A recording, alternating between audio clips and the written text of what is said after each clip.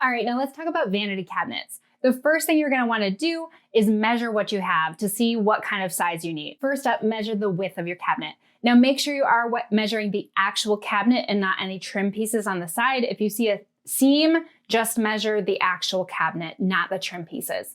The most common widths you'll see are 36 inches, 48 inches, and 60 inches, but cabinets are available in any 3-inch increment. So you can get 39, 42, 45, all those things in between. But when you're measuring your vanity cabinet, you also need to know your depth and your height. The depth usually is 21 inches, that's the standard, but 18 inches are also available, that's considered shallow. Usually we only use the shallow ones in a very small bathroom where you're really trying to conserve space. You also need to check out the height. Older bathrooms generally had standard height vanities, which are around 30 to 32 inches high. Newer bathrooms frequently have what they call a comfort height, which is 34 to 36 inches. 34 to 36 inches is also the height of a kitchen counter. When you purchase a new vanity, choosing the height is really just going to be personal preference. Most people are going for the comfort taller height, but if you have shorter adults or a lot of kids in your family, you might want to consider getting the standard height just to make it a little bit easier to reach. As you're measuring all these items, make sure you're writing them down in your workbook. I don't know about you, but I always lose the measurements when I'm measuring things around the house. As you're measuring, also look at where are your wall locations. Does the vanity have to touch a wall? Because that's going to maybe change what sort of vanity you're going to be looking at. Also think about whether you'd like a freestanding vanity. That means the kind that stands on legs like furniture.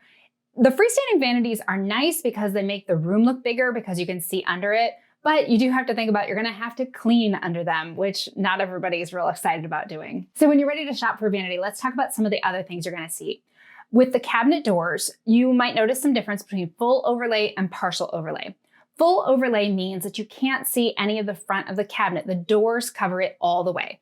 Partial overlay, or a half overlay, sometimes it's called, means that you will see some of the cabinet in between the door and the drawer fronts. It's really just a difference of style, but one other thing to be aware of is with full overlay, if you have it pushed against a wall, sometimes you might have trouble with the doors smacking into trim pieces, especially if you have a door frame nearby. So just think about what might get in the way, and full overlay can be a little bit trickier to fit if you have a really tight space. Another thing to look at when you're shopping around for vanities is what does the side of the vanity look like? Some vanities on the sides, it might have a printed material that it's kind of like contact paper where it's actually like a picture of wood printed on it.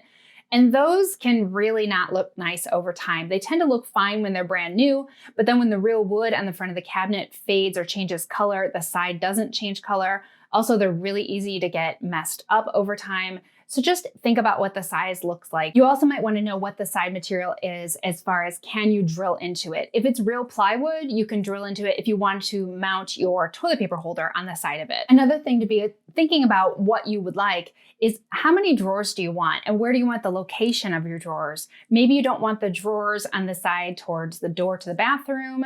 Maybe you want drawers on both sides. Maybe you have a bunch of people sharing food, so you want lots of drawers. Just think about what makes sense for your needs. And when you go to purchase a vanity, also think about what sort of trim you're going to need to finish off the vanity. Frequently, if you buy a higher quality vanity, it is going to come with an unfinished toe kick area.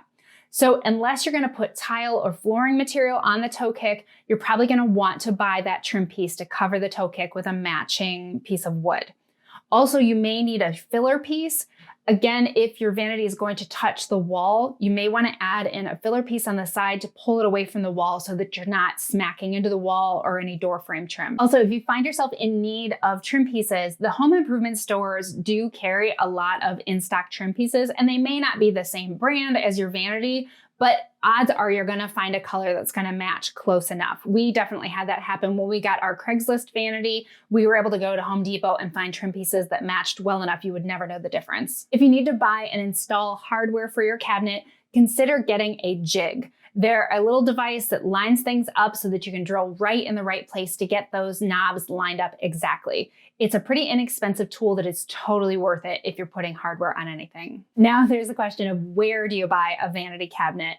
Well, I would say Don't buy one at Lowe's and Home Depot. This is one I feel pretty adamant about because every single one that's on the shelf at Lowe's and Home Depot is really low quality. Most of them are made out of particle board, and particle board, when it gets wet, it swells. And guess what happens in bathrooms? They get wet.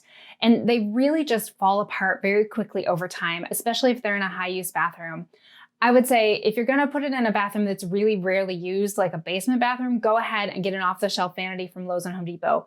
Otherwise, order it through a cabinet dealer. Now, you can order cabinets through the kitchen design team at Lowe's and Home Depot. You can get high quality vanities that way.